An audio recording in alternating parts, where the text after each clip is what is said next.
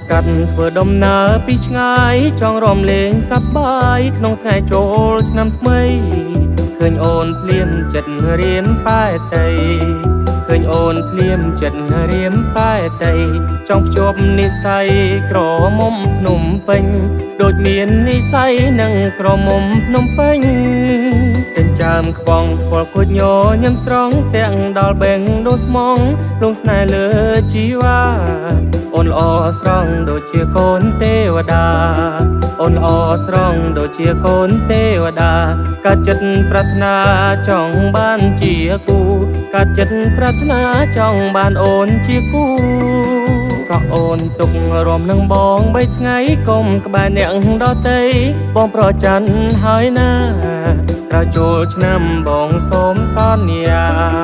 ក្រោយចូលឆ្នាំបងសូមសន្យាប្រាប់ម៉ាក់ប្រាប់ប៉ាចូលស្ដីដនដឹងអូនប្រាប់ម៉ាក់ប្រាប់ប៉ាឲ្យស្ដីដនដឹងអូន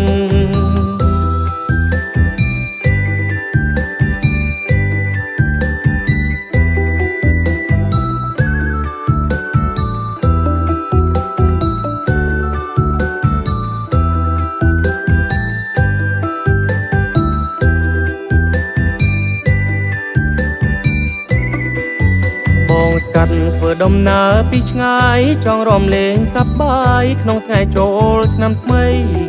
ឃើញអូនភ្លាមចិត្តរៀមប៉ែតីឃើញអូនភ្លាមចិត្តរៀមប៉ែតី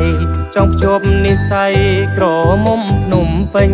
ដូចមាននិស្ស័យនឹងក្រមុំភ្នំពេញចិញ្ចើមខ្វងពលគួចញញឹមស្រង់ទាំងដល់បេងដូស្មងលងស្នេហ៍លើជីវ៉ាអូនល្អស្រង់ដូចជាកូនទេវតាអូនល្អស្រង់ដូចជាកូនទេវតាកាចិត្តប្រាថ្នា